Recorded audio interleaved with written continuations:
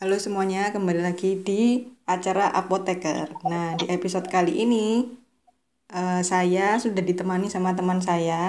Orangnya ini nggak mau disebut nama, jadi kita panggil dia Michael ya hari ini. Saya udah bersama Michael. Hari ini Yanis tidak ada, jadi hanya saya dan Michael. Karena biasanya kan ada Yanis juga ya. Oke, langsung aja kita sambut. Hai Michael. Nah ini, Ya, gimana kabarnya? alhamdulillah baik. Oke, oke. Jadi langsung aja hari ini pembahasannya itu kita akan membahas seputar pekerjaan apoteker di apotek yang sifatnya retail. Jadi bukan yang perorangan yang kayak tapi yang kayak ada franchise-nya gitu lah ya. Apa dalam tanda kutip. Oke, jadi silakan diperkenalkan diri dulu Michael. Namanya siapa, terus pekerjaannya sebagai apa dan di mana. Ya, jadi ini sementara kita pakai nama Michael untuk sebutan nama saya. Saya bekerja di suatu apotik yang bisa dibilang apotik jaringan. Apotik jaringan yang di Indonesia ini udah cukup gede. Bukan gede ya, kalau aku bilang cukup gede. Oke. Terus posisi lokasi kerja aku sekarang di Jawa Timur. Oke. Tepatnya di daerah Pandaan. Oke. Terus posisi kamu sebagai apa di sana? Aping atau apa? Sales? Jadi eh, kalau secara umum kita sebutnya sebagai APJ atau apa ya kalau di apotek. Oke. Apa itu ya salah satu tugasnya sih nyales gitu. Kasarannya. Oke. Ya bukan nyales lah ya. Apa meningkatkan omset lah ya. Ah iya, istilahnya Oke. lebih bagus ya. Mm-mm. Jadi guys, Michael ini orangnya sedikit misterius ya kan. Jadi eh, namanya hari ini kita samarkan dan juga tempat kerjanya kita samarkan. Oke, yang penting kita dapat informasinya kan ya. Oke, yang kedua, Michael.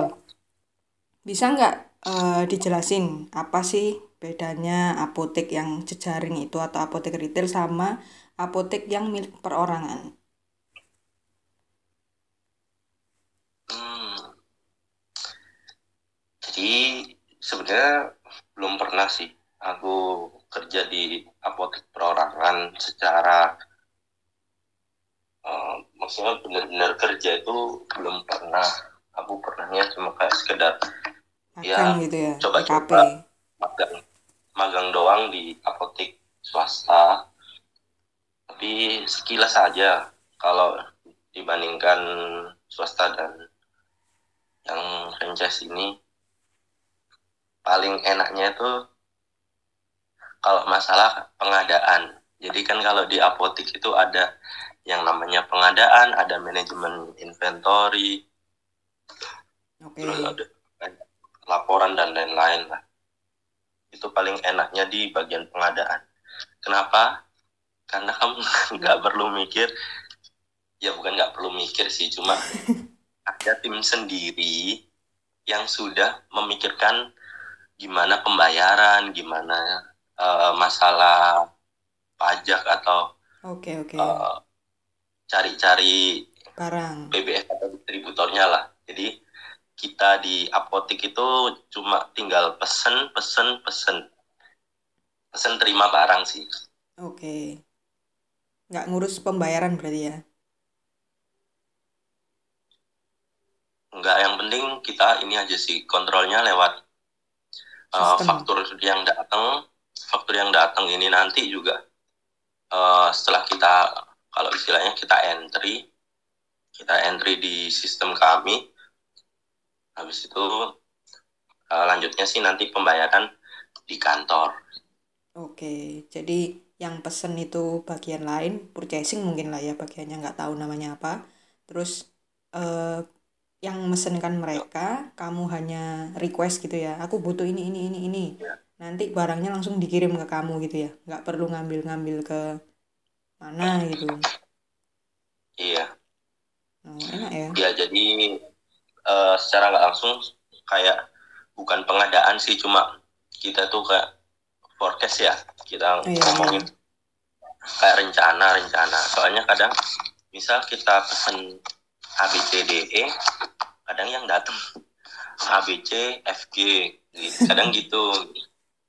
Dimana kalau kalau di apotek swasta mungkin itu akan jadi masalah yang berat banget kan. Ya. Cuma kalau di retail tempatku ini ya ada satu keuntungan lagi, kita bisa kirim-kirim barang antar apotek, atau bisa dibilang pelanggan kita tuh nggak cuma eh, pasien atau keluarga pasien, tapi kadang itu apotek sesama di sini tuh saling butuh kan. Bahkan Oke. kita kayak eh, misal kita mau mencairkan barang yang udah lama pasif nih, jadi kita minta tolong ke teman-teman, kira-kira di tempat kalian ada nggak yang Butuh. barang ini lebih jalan. Satu sisi itu ya udah masuk manajemen inventorinya sih. Oke. Sifatnya itu kalian pinjaman barang atau bayar? uh, Bukan pinjaman barang sih. Kalau kalau kayak tadi tuh sistemnya kayak, bila bisa dibilang kayak aku ngelelang. Oke. Ya jadi obatnya itu aku lelang, aku infoin ke grup. Hmm. Misal aku ada stok di suatu produk, atau kalau nggak gitu aku ada barang pasif nih, daripada jadi barang pasif di tempatku, jadi catatan nggak bagus di tempatku, mendingan ini aku cairkan.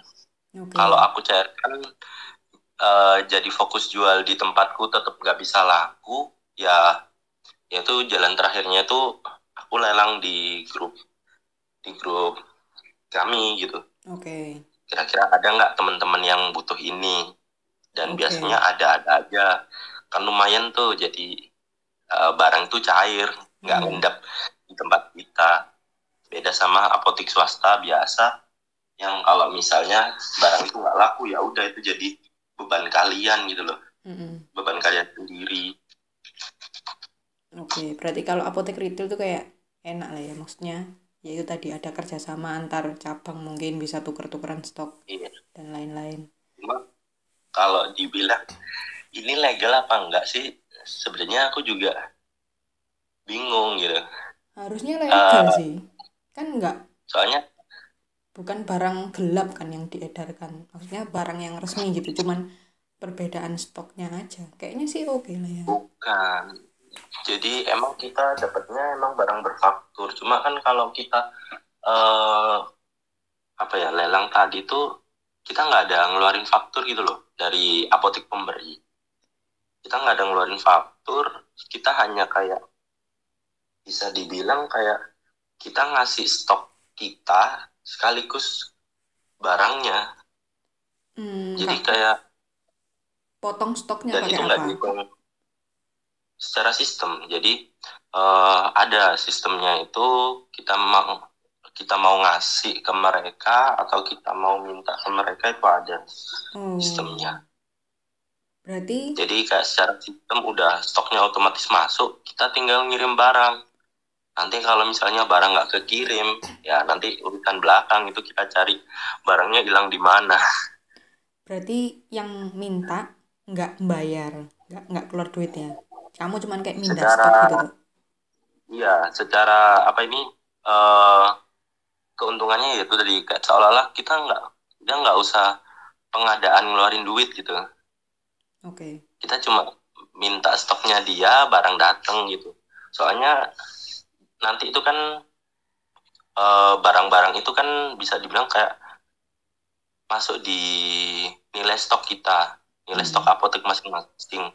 Nah, ketika stok itu dipindahkan, ya otomatis nilai stok harganya ini pindah ke sana gitu loh.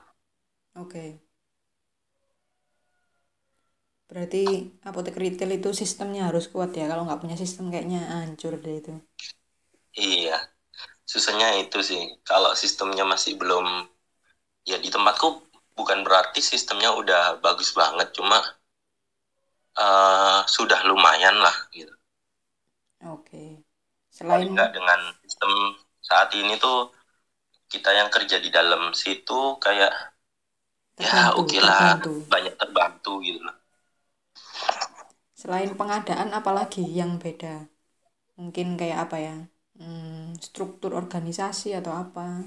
Atau ya apapun. Kalau di retail tempatku itu kan sebenarnya kalau di retail sudah umum ya, modelnya itu swalayan farmasi. Oke. Bedanya kalau di swasta kan, swasta kebanyakan obat-obat itu di dalam etalase bening, atau kalau nggak gitu ada di lemari rak-rak belakang, dimana itu kayak pasien hanya bisa Request. lihat nggak, ya hanya bisa lihat, nggak bisa megang, nggak bisa baca-baca dulu gitu. Di sini kan kalau di kami istilahnya kayak ya service excellence-nya, customer experience. Jadi di situ selain orang datang ke apotek hanya untuk cari-cari obat, itu mereka ada kayak perasaan kayak aku kan lagi di supermarket nih. Jadi oh gini ya. Jadi ketika datang itu nggak langsung aku ambil A B C D E karena dari rumah ada pesanan A B C D E. Tiba-tiba bisa aja waktu datang setelah baca-baca ini, setelah lihat-lihat ini secara langsung, terus habis itu dengan kita ngasih kayak ya greeting atau obrolan secara langsung ke mereka, itu kadang yang rencananya A B C D E tiba-tiba bisa aja belinya A B C D E F G H. Dimana F G H ini kan kayak itu jadi keuntungan tersendiri dari sistem yang kita terapkan. Kalau di apotek swasta itu biasanya bisa sih kita nawarkan, cuma kalau orang nggak lihat langsung itu kadang orangnya itu nggak bisa tiba-tiba tertarik gitu loh. Iya. Setuju. Pernah nggak kamu mendisplay suatu barang gitu di bagian supermarket apotek retailmu terus hilang?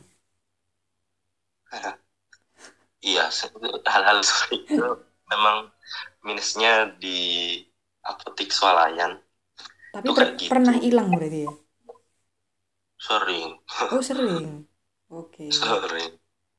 Dan kalau di apotekku kebijakannya kalau barang hilang itu kita harus nyicil. Yang mengganti adalah karyawan berarti. Iya, makanya itu kayak kadang itu gedek banget sama pencuri yang ketahuan. Oh pernah ada yang ketahuan berarti. Pernah.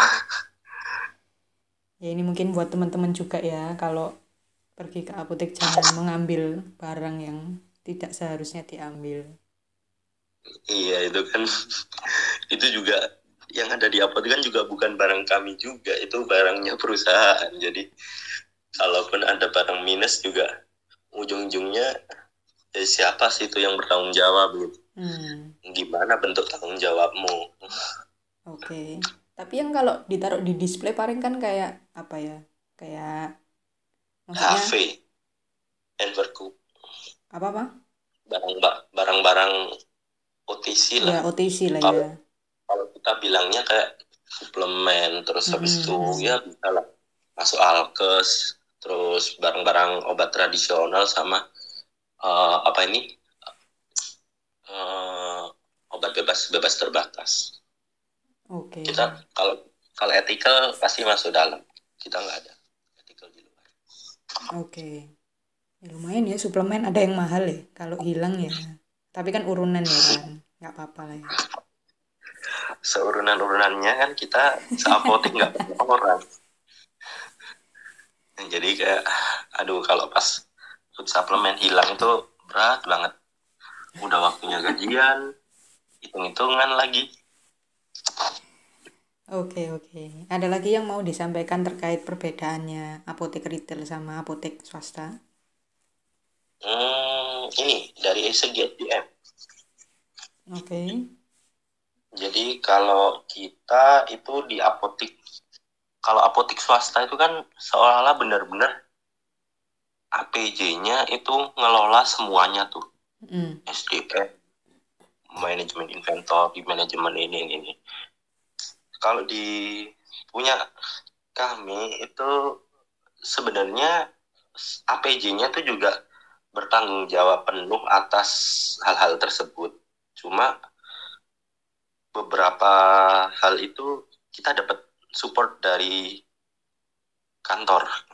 Jadi Oke. kayak di kami misal ada satu satu kantor itu ada bawahi misal 30 apotek ya. Mm. 30 apotek retail di tempat kami. Itu kan kalau gitu ada 30 orang APJ. Ya, betul. Nah, 30 orang APJ ini satu sisi untuk ngelola apotek, satu sisi itu kita ada tugas kayak ngelola bareng. Kalau di tempatku itu kayak APJ ini ada tim inventory, tim B2B, ada SDM, terus ada SDM dan SDM, terus ada BPJS, ada merchandising, ada produk kami, food supplement kayak gitu. Oke. Ada GPP juga gitu. GPP itu apa ya? Jadi GPP itu Good Pharmaceutical Practice. Jadi Oke. tugasnya mereka itu kayak lebih ke mentertibkan dengan apa-apa yang diaturkan. Jadi misal aturan atau SOP-nya seragamnya harus kayak gini. Nah, ini ternyata ada di satu apotek. Ternyata jarang banget nih anak nggak pakai seragam. Terus Mm. pernah dapat komplain dari pasien. Nah, kayak komplain-komplain gini tuh yang handle itu tim GPP. Oke. Jadi kalau di kami sih bukan berarti kita dapat komplain dari pelanggan terus udah selesai gitu aja. Udah selesai nggak ada kelanjutan. Itu jadi masalah internal nggak ada kayak gitu. Kalau Oke. misalnya ada komplain itu biasanya itu komplain ini kita bisa eh, kalau di industri itu kayak kayak sistem recall gitu loh. Kita bisa ngajukan kemarin aku dapat komplain kayak gini sebelum aku dilaporin customer itu. Jadi tim GPP nanti yang menengahi antara APJ apotek itu dengan kantor pusat. Oke. Gimana baiknya atau gimana seharusnya kami bertindak gitu. Kalau misalnya kita dapat komplain semacam itu. Bagus loh apotekmu. Maksudnya sistemnya oke. Iya sih. Kayak nggak cuman APJ-nya itu nggak cuman kayak kerja tok, tapi kayak ya itu tadi ada tim-timnya, terus pasti ada pelatihannya kan, kayak self developmentnya dilatih, dikasih apa pelatihan apa tak apa. Iya itu kalau yang kayak masalah training atau self development itu kayak tugasnya orang SDM. Hmm. Cuma ya satu sisi yaitu tadi kalau kita kita belum tahu nih sistem di sini kayak gimana. Kita mau apply. Terus habis itu kita udah nih keterima. Hmm. Terus tiba-tiba tahu nih ada sistem kayak gini. Hmm. Yang dulu pikiran kita akan bekerja sebagai APJ, tiba-tiba dapat tugas tambahan untuk ngehandle tim tim sesama apotek kita Hmm. di kantor itu kan jadi kayak oh ini ada tugas tambahan. Hmm. Dan kadang itu kalau kita buat keluhan, kadang kita sudah capek di apotek tapi ada tuntutan untuk tugas sampingan ini. Hmm. Tuh. Jadi kayak oke, tugas sampingan ini ya mau nggak mau harus tetap dikerjakan. Oke. Itu Di apotek retail kan nggak ada kayak gitu. Kalau udah capek ya udah pulang aja. oke. Terus kalau kalau kita boleh tahu nih, kenapa dulu memutuskan mau kerja sebagai APC di apotek retail? Emang pengen nyoba atau setengah kesasar? Berat nih pertanyaannya. Enggak ringan kok ringan. Ya, ya jawaban amannya sih Ini mau dikasih ya backsound musik sedih lah ini.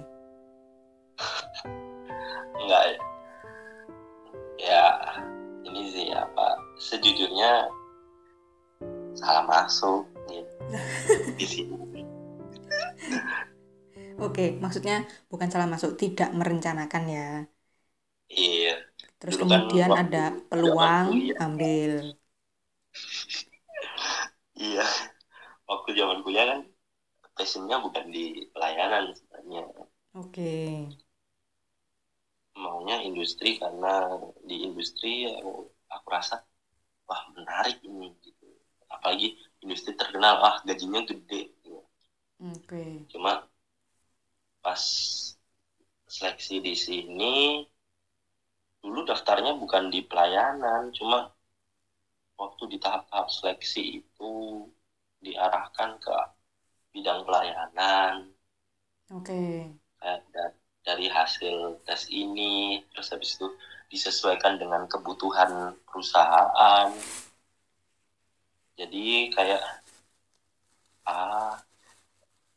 kayaknya ini aku dari awal sih udah ngerasa ini aku kayaknya mau diarahkan ke bidang pelayanan nih. Dan di situ kayak ngerasa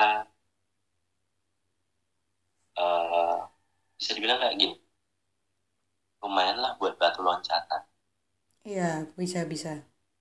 Ya kasarannya kan kayak gitu, lumayan lah buat batu loncatanku untuk mencari posisi yang lebih baik.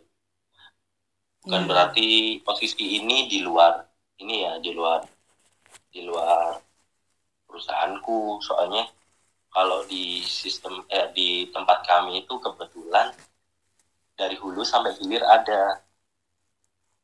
ada kantor pusat, ada manufaktur, ada distributor, ada apotek, dan ada rumah sakit sih. Gitu.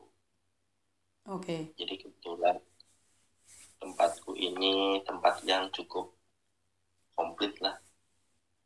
Tapi apakah misal nih, aku bekerja di posisimu sebagai APC di apotek yang sama kayak apotekmu. Nah, jenjang posisi paling tinggi yang bisa tak dapat itu apa? Misal someday gitu, misal aku kerja lama di situ, misal 10 tahun, 15 tahun, bisa nggak aku naik misalnya jadi apa ya, manajernya, atau tahu-tahu nanti jadi direktur, mungkin ada kesempatan untuk itu nggak? Kesempatannya besar banget. Oke, berarti Jadi apoteker itu dipercaya ya kalau di tempatmu untuk menjadi misalnya manajer atau direktur. Apoteker bisa ya. iya jelas direkturku sekarang apoteker Oke. kalau nggak salah. Soalnya kan kayak tempat lain mungkin direkturnya misalnya ambil orang marketing atau orang ekonomi. Ya, ya mungkin kalau di beda bidang biasanya kayak gitu sih. Hmm. Cuma kalau di tempatku ini memang kalau gini kalau orang mau cari jenjang karir itu cocok banget di tempatku. Oke. Tapi kalau orang yang bisa dibilang passionnya pengen di situ-situ aja, Mm-mm. di situ-situ aja bukan berarti aku ngeremehin mereka. Mereka nggak suka tantangan, nggak suka target yang lebih besar atau gimana. Bukan kayak gitu sih. Cuma kan ada tuh uh, orang yang benar-benar pengennya di pelayanan. Mm-mm. Orang yang benar-benar pengennya di misal produksi Ya atau wis di pengen di QC. situ tok gitu ya. Iya, jadi kalau misalnya udah pengen di situ tok, misal aku ada kan temen di QA ya. Jadi dia mungkin mentok-mentok dia tuh pinginnya jadi manajer QA. Mm. Dia nggak pengen tuh jadi tiba-tiba jadi manajer di atasnya dia gitu, atau plan manager, atau mungkin dia tiba-tiba jadi statusnya jadi komisarisnya, barangkali dia nggak ada minat kayak gitu. Ya udah, ya kan ada orang tuh yang pengen benar-benar di bidang itu terus, tapi ngejar sampai karir mentok. Kalau di tempatku ini, kamu awal masuk di apotik, tapi bisa aja ntar ini apa waktu waktu tertentu ada mutasian bisa di unit yang sama, bisa di unit yang berbeda. Maksudnya unit ini bisa di sama-sama apotik, pindah lokasi aja. Atau bisa aja tiba-tiba kamu yang dulunya di apotik tiba-tiba dipindah tuh ke keuangan misal dipindah ke bagian distributor, atau kalau nggak gitu bisa aja ditarik di kantor pusat. Gitu. Di kantor pusat ya kamu jelas bukan jadi APJ lagi gitu. Di kantor pusat mungkin kamu jadi staff misalnya business development, atau staff di mana gitu. Banyak sih gitu. Berarti sebenarnya oke untuk orang yang kayak ngejar jenjang karir gitu ya di tempatmu itu. Iya. Kalaupun kamu nggak passion banget di suatu tempat, kamu dengan rencana yang tadi batu loncatan tadi, kamu berusaha oke, aku di sini sekian tahun, nanti setelah sekian tahun misal aku pengen masuk ke tempat unit yang lain, bisa kok aku apply lagi gitu. Aku apply lagi, dan kadang itu kalau misalnya memang kamu dekat sama atasanmu, itu kamu bisa tuh dibantu rekomendasi sama atasanmu, atasan di kantor maksudnya, untuk rekrutmen yang berikutnya ini. Misal kamu mau pindah ke bagian marketing, atau pindah ke bagian apa, lini kosmetik, atau yang lain, bisa banget, jenjang karirnya kebuka lebar. Terus nih Michael, ini kan yang dengerin pasti banyak, biasanya itu anak-anak mahasiswa atau ya umur sekitar udah pekerja gitu. Jadi kan mereka dengerin podcastnya mungkin mau cari-cari info ya kan. Nah, kamu bisa ceritain nggak dulu pas kamu daftar apply di tempatmu itu step-stepnya gimana? Misalnya tahapannya ada tes tulis, tes psikotes, terus wawancara, tahapannya itu kayak gimana? Ya sih, dulu aku waktu zaman baru lulus, zaman udah lulus dan pindah kerjaan, pasti hal-hal kayak gini aku cari tahu. Cuma gimana ya, secara umum aja ya, nggak terlalu detail. Secara umum aja. Di tempatku itu kita ada kayak rekrutmen 2 macam region, maksudnya ya per wilayah. Jadi orang lokal, atau kalau nggak gitu kamu rekrutmennya rekrutmen pusat. Berarti kalau misalnya lokal itu yang pengen di wilayah itu tok, misalnya Surabaya ya Surabaya tok. Iya. Jadi kalau misalnya kamu nggak berharap kamu nanti penempatan tiba-tiba di lokasi orang itu, atau kamu nggak berharap tiba-tiba ditarik di kantor pusat, kamu nggak berharap dipindahkan di kampung orang gitu, itu lebih cocok masuk di rekrutmen lokal. Kalau misalnya pingin jenjang karir yang jauh lebih tinggi, itu harus lewat pusat. Kalau yang rekrutmen, kasarnya rekrutmen lokal ya kita ngomongnya. Kalau rekrutmen lokal itu ya umumnya sama sih. Kita daftar, terus kita nunggu panggilan.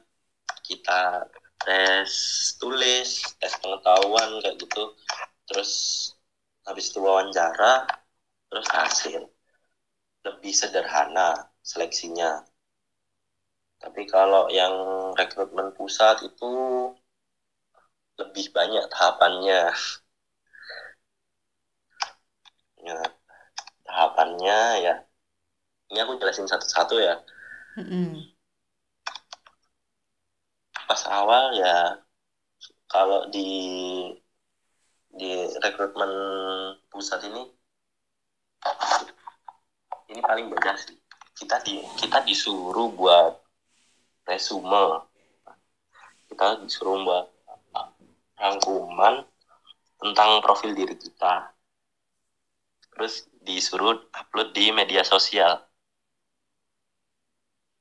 Oke. Anggapannya kayak diminta ngetek di perusahaan itu. Nanti kalau misalnya mereka ternotis, kita akan dipanggil. Nah, kalau misalnya kita nih udah lolos tahap 1 ya. Lolos tahap 1, ini kita baru disuruh ngirim berkas.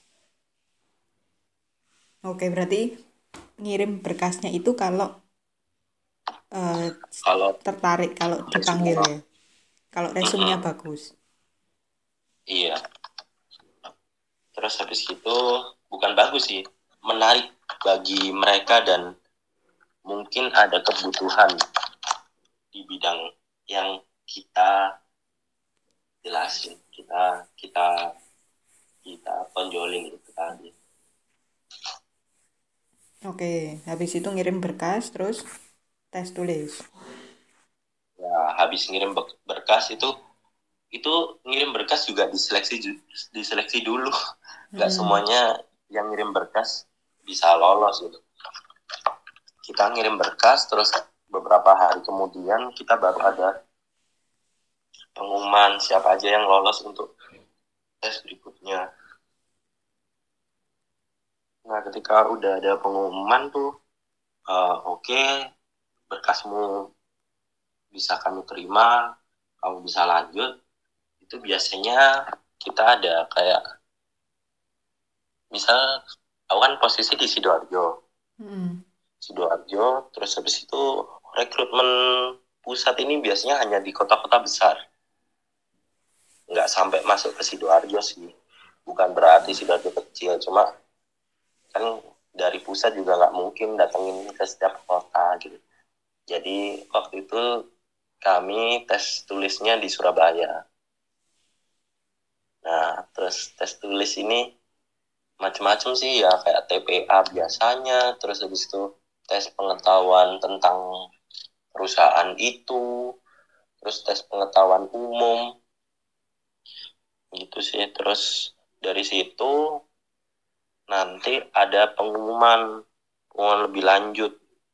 Jadi kita lebih banyak nunggu sih waktu proses seleksi.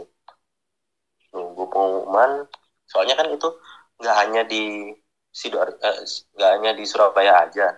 Itu kan seleksi jalan bareng tuh, mulai dari Aceh, Medan, sampai di Papua sana.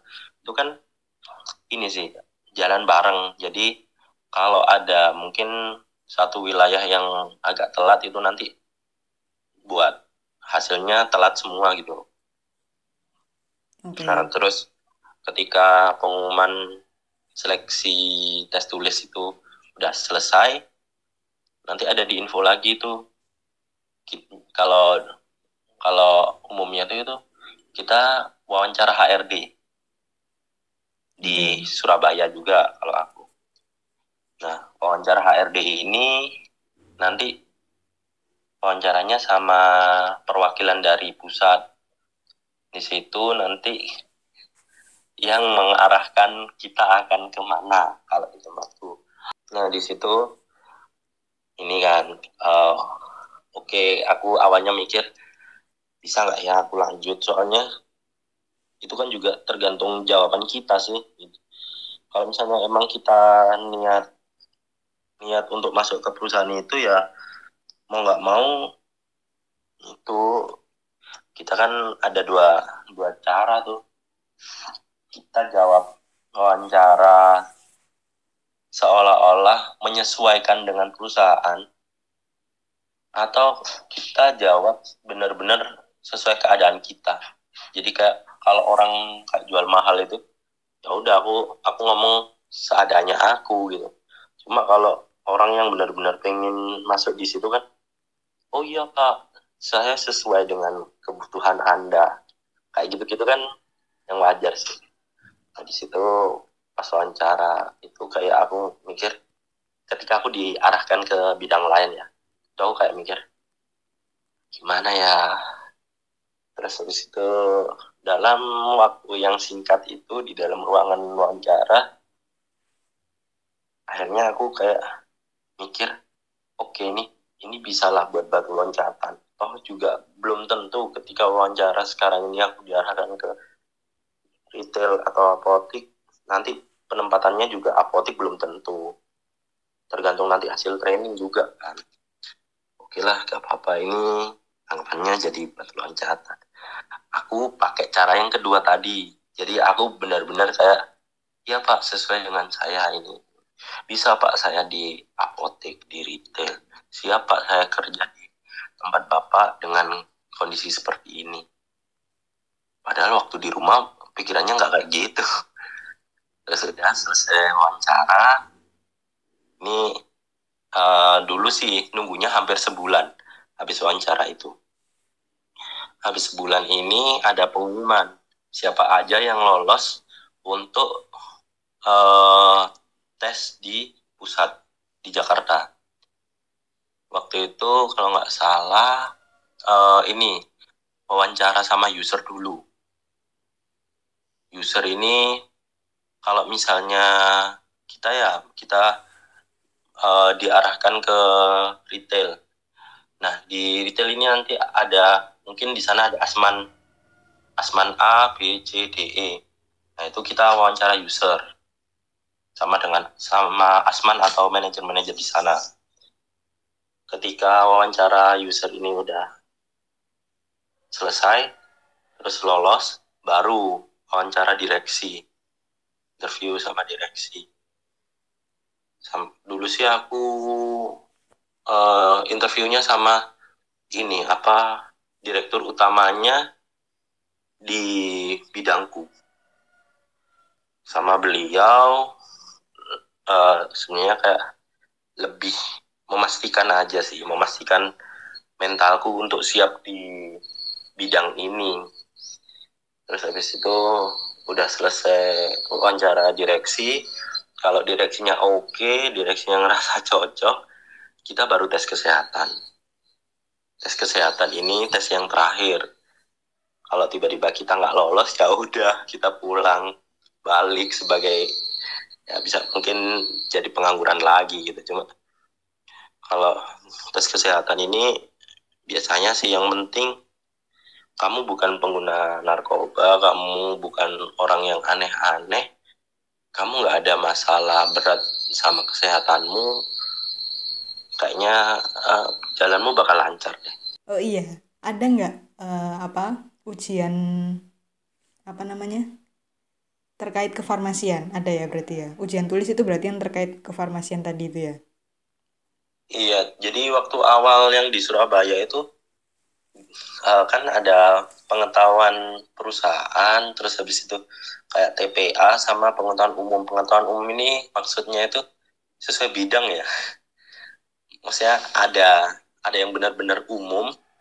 Jadi kayak misal pengetahuan kewarganegaraan atau kalau nggak gitu pengetahuan benar-benar pengetahuan umum gitu. Entah tiba-tiba kayak jarak sini sana gitu, atau kalau nggak gitu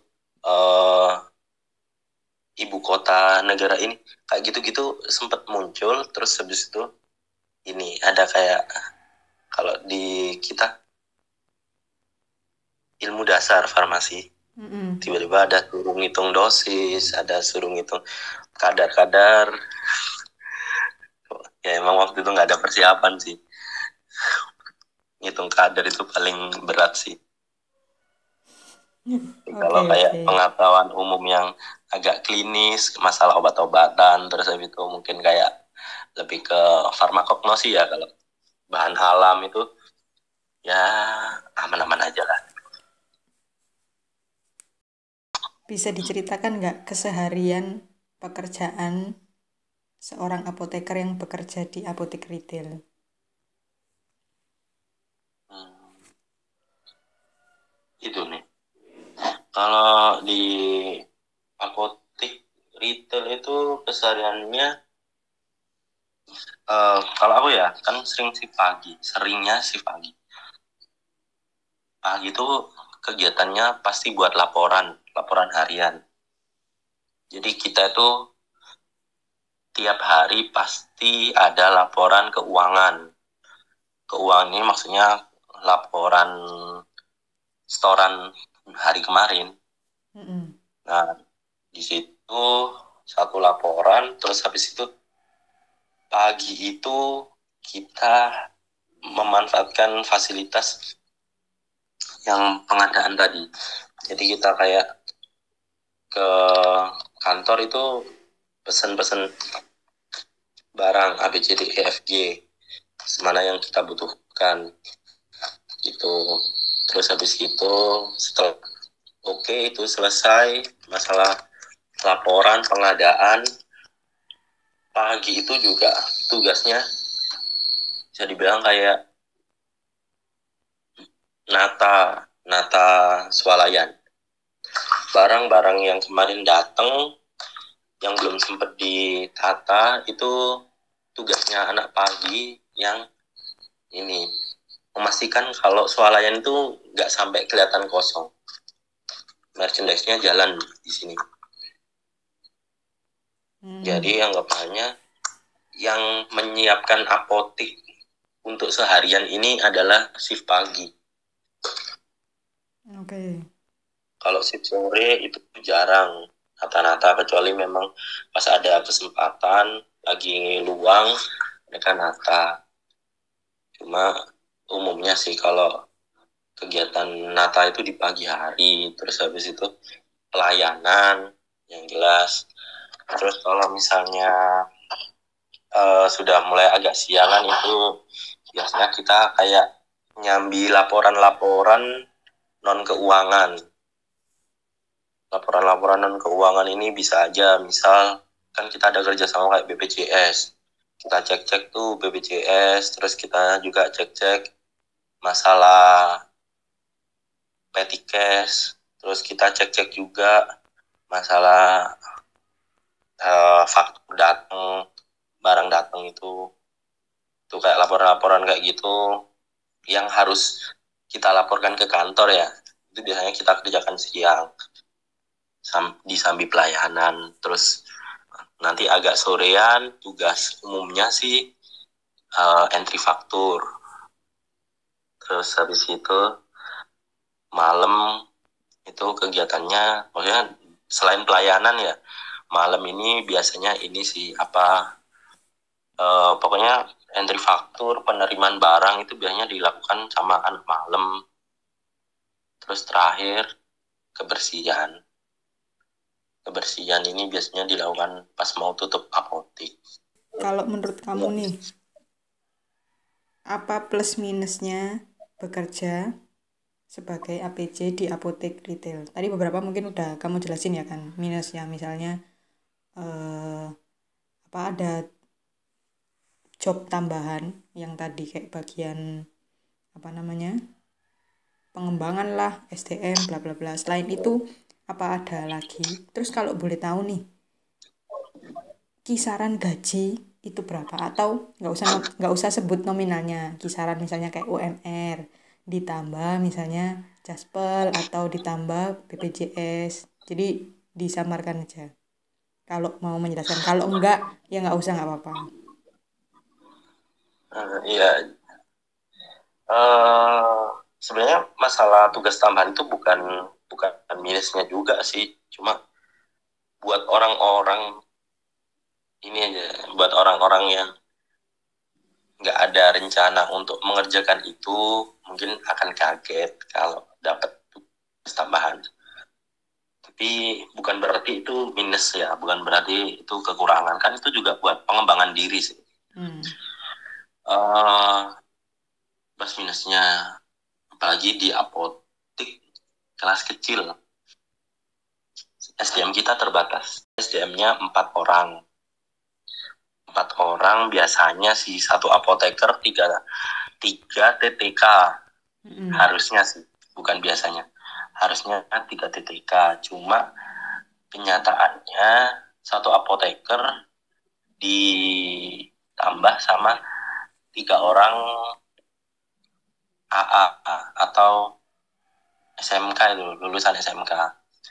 Dimana kayak gini nih, kadang mereka tuh kurang bisa, apa ya, kalau aku mikirnya tuh kayak kurang bisa bantu mikir gimana untuk pengelolaan apotik ini.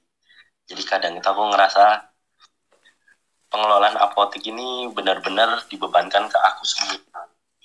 Mulai dari SDM, masalah inventory, masalah aset, itu laporan-laporan tuh lebih banyak kayak dibebankan ke penanggung jawabnya. Walaupun sebenarnya ada sih salah satu dari 3 itu yang tugasnya bantu di masalah pengadaan, bantu di masalah pelaporan. Cuma terkadang itu nggak semua apotik dapat SDM yang cukup membantu. Kadang itu kalau kita nggak kerja ekstra, ya udah kita nggak ada nilai plus gitu, udah jalan biasa-biasa aja. Tapi kalau misalnya kita ada keinginan untuk misal capai target atau gitu, misal pengen hal-hal yang lebih dibandingkan hari kemarin, kita kan harus mikir tuh gimana caranya biar jadi lebih baik, gimana cara ningkatin ini, ningkatin itu.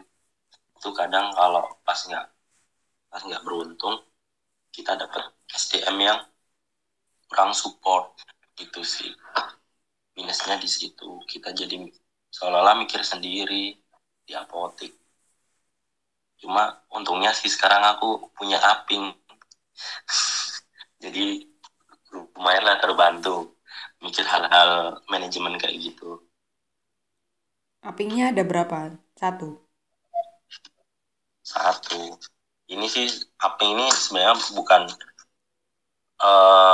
secara kalau dari orang pusat sih nggak setuju kalau di tempatku ini dikasih Aping, soalnya apotikku kan masih kelas kecil.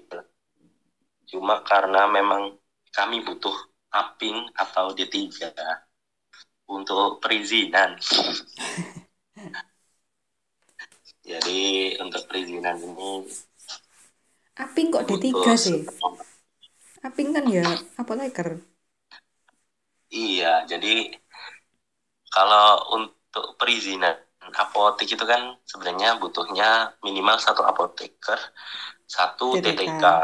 Di mana apoteker dan TTK ini nanti jadwal shift-nya dipisah di shift yang berbeda. Kan kita ini jalannya 2 shift. Cuma kita sudah sempat rekrutmen D3 karena posisi apotikku ini agak pedalaman, maksudnya bukan kota-kota banget, jadi mungkin banyak yang kurang tertarik. Akhirnya kita cari, boleh deh apoteker. Kenapa boleh? Soalnya kita udah dapat lampu hijau dari Dinkes. Gitu. Boleh nggak Pak, Bu, kalau misalnya kita tuh rekrutmen apoteker, bukan anak D3 ataupun S1 farmasi, sebagai bantu untuk perizinanku gitu. Ternyata dari Dinkesnya boleh, Dinkes Pasuruan tuh bilangnya boleh. Akhirnya kita rekrutmen apoteker untuk jadi Aping.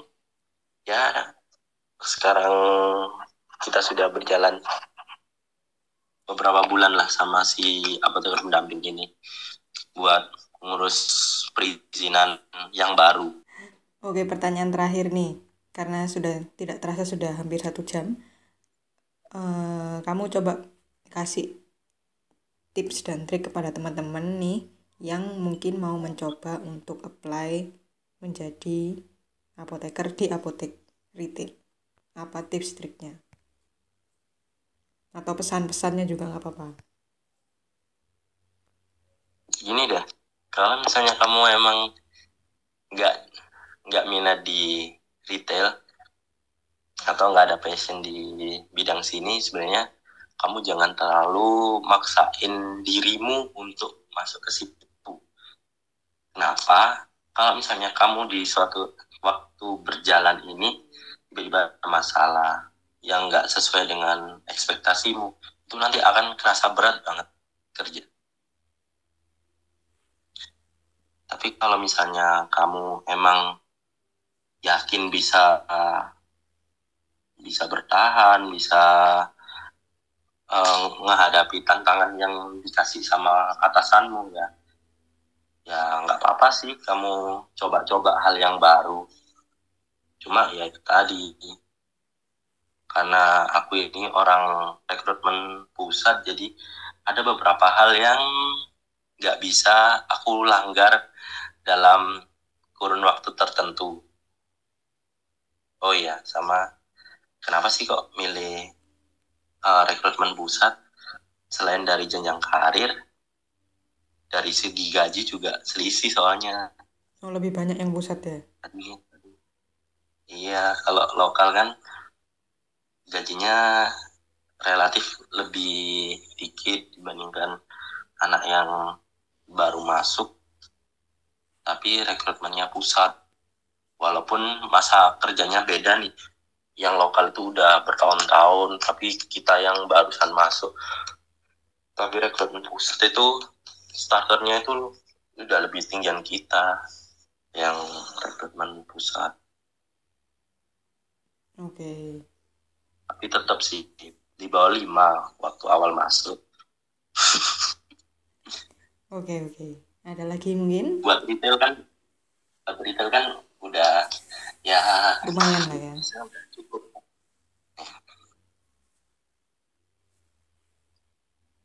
Kalau triknya ya itu tadi, kalau misalnya kalau kamu mau keterima dengan menurunkan egomu, ya sarannya ya itu sih, kamu ikuti flow-nya dari si rekrut itu. Tapi kalau misalnya memang kamu nggak bisa komit sama dirimu untuk menurunkan egomu, ya jangan maksain diri. Kalau tips-tips lainnya biar keterima ya sebenarnya sama aja sih. Kalau emang udah nggak dari awal udah kelihatan nggak worth it di tempat itu, ya jangan apply. Cuma kalau di tempatku kan menarik.